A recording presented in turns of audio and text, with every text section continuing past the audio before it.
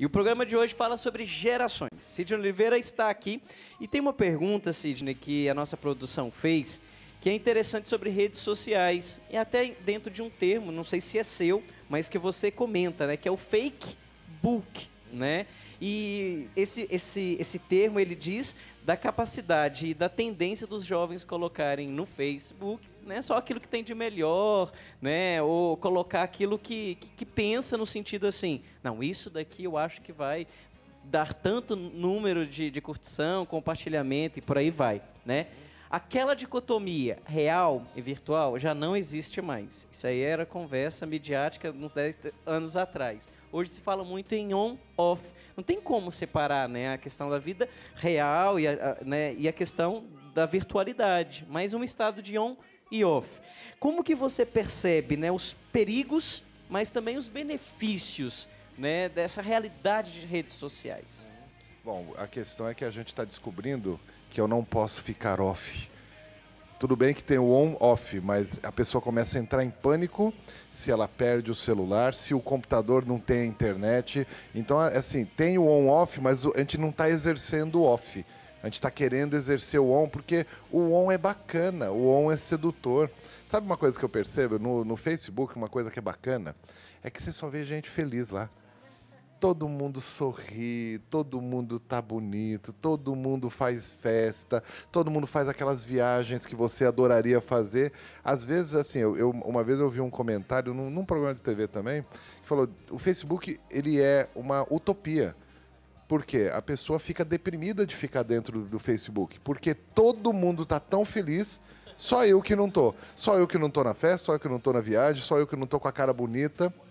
Aí a pessoa começa a fazer uma escolha de só apresentar aquilo que é legal, aquilo que é bonito. Então, bate um monte de fotos, escolhe aquelas e edita, prepara, corta, coloca o melhor ângulo e pronto, tudo. Quer dizer, a gente fica querendo viver uma utopia. E tudo bem, o Facebook ou a rede social, não é só o Facebook, nós temos aí várias manifestações, Twitter, tem as suas utilidades e tudo, mas a gente tem que lembrar que ali é apenas um ponto de encontro onde as pessoas manifestam o que elas querem manifestar. Ou seja, nós não temos uma garantia de que tudo que está ali é o espelho da verdade. Às vezes não é nem perto da verdade, ou às vezes as pessoas estão vendo comportamentos, assim, a pessoa só posta quando ela está em festa, e assim, todo mundo começa a dizer, pô, ela é muito feliz.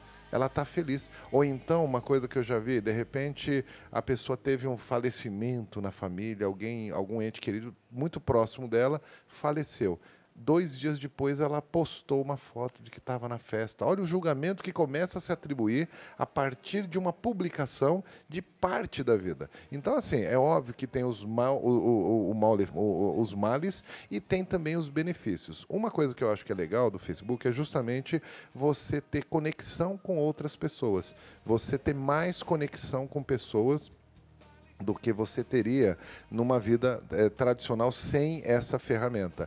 Agora, quando você se entrega a isso e você começa a querer viver lá dentro, que esse é um processo, a gente começa a olhar o Facebook e querer viver dentro daquela realidade. Então a pessoa fica olhando e fica, de repente ela não tem mais nada de novo para ver naquele horário, ela renova o site, entra de novo, aí depois ela inventa alguma coisa. Então a pessoa começa a se tornar um pouco escrava daquela realidade virtual que não é uma realidade completa. Ela é parte da nossa vida hoje, mas é um meio de comunicação. E a gente tem que lembrar isso. O Facebook é um meio de comunicação que conecta as pessoas. Ele não resolve a vida das pessoas, ele não é a solução da vida das pessoas. Se a pessoa tem tristeza na vida, ele pode até manifestar parte, mas isso tem que ser resolvido ainda dentro da pessoa. Não é lá no Facebook, fugindo da realidade. Bacana. Fernanda, Maravilha. e aí, do Facebook? Muitas perguntas no Facebook. Olha, eu vou fazer assim, um bate-bola. É um meio de comunicação, como eu É um meio disse. de comunicação, ajuda muito também, né? Tem que saber usar, né? É aquilo ali, o equilíbrio e às vezes realmente, às vezes a gente se comporta de um jeito no Face e por detrás, né? É diferente. Vamos lá, tem perguntas, vou fazer. Maria Dilma, ela é de Pernambuco, Sidney, e ela faz o seguinte comentário. Sou mãe de 3 jovens e trabalho em regime semi-integral numa escola com 160 adolescentes. Aí a pergunta é o seguinte: como lidar com adolescentes equilibrando autoridade e companheirismo? Tá certo. Autoridade e companheirismo. Sabe que isso aí tá muito ligado àquela história de não me chama de senhor, não me chama de senhora. Quer dizer, eu quero ser jovem. Sim, eu sou com você. Eu quero ficar junto, eu quero manter ali, né? E aí a gente está começando a ver um problema que nós exageramos um pouco numa linha educacional. O que acontece? Quando a gente fala de autoridade, normalmente quem está exercendo a autoridade está fazendo escolhas. Sim. E está decidindo, está arbitrando em algumas situações e eventualmente está conflitando com a expectativa de alguém. Então, imagina alguém que exerce autoridade, diz um não, ou diz é assim ou é dessa forma, e aí o outro fala, não, mas eu não quero. Se é amigo, é complicado. Porque quando a gente fala com um amigo, você não pode ser autoritário. Então a gente tem sim que tentar equilibrar, mas eu diria que nesse processo, que é muito recente, nos últimos 20, 30 anos, que a gente começou com uma linha muito mais permissiva, muito mais de companheirismo ao invés da arbitrariedade, daquela autoridade policialesca, daquela autoridade ditatorial. Quer dizer, nós começamos nisso nos últimos 20 anos. É uma linha educacional Sim. que começou assim, que redunda inclusive naquela história de não bater na criança, quer dizer, a violência. Esse exagero que existia no passado foi reduzido na linha da autoridade. Só que nós exageramos nisso. E aí perdeu-se a autoridade. Então, o que acontece é que nós criamos uma geração de uma maneira muito permissiva, não dizendo não para ela, ou evitando dizer não, porque, na realidade, nós não queríamos receber esse não quando a gente era criança. Então, assim, eu não queria receber não com meu filho, eu não vou dizer não, ou eu vou tentar manobrar. Essa manobra nós exageramos. Então, hoje, e aí para pessoa que está falando, como que é o nome dela? O nome dela é Maria Dilma. A Maria Dilma, que tem um desafio enorme, que com 160 adolescentes, mais os próprios filhos, um caminho é realmente voltar um pouco essa graduação.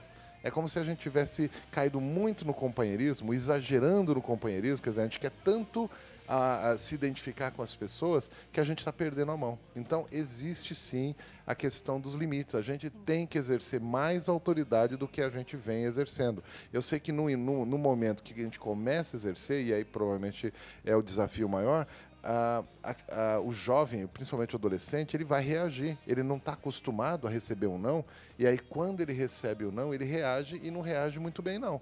Ele reage revoltado, briga, esperneia, mas esse aí é um processo que a gente vai ter que retomar. Se a geração Y está passando as consequências, porque agora a gente está numa situação diferente. A geração Y já está ficando mais adulta. Ela já está chegando numa idade onde ela já está descobrindo que o não vai vir. E o não está chegando para ela de alguma maneira. Ninguém deu não. A vida se encaminha de dizer o não. Oi? A vida por si só vai se encaminhando. Aí que tá. Então, esses jovens chegam na empresa hoje, por exemplo, que é o lugar onde eles vão tentar viver por conta própria. A empresa, a vida, diz não para ele. E vai dizer não de uma forma muito dura, muito real. E aí o que acontece com esse jovem que não ouviu não? Ele não está preparado. Aí ele não sabe como reagir, ele continua sendo imaturo. Então, assim, nós temos que lembrar que o processo educacional, ele não é um processo só de amor. Ele também traz um pouco de dor.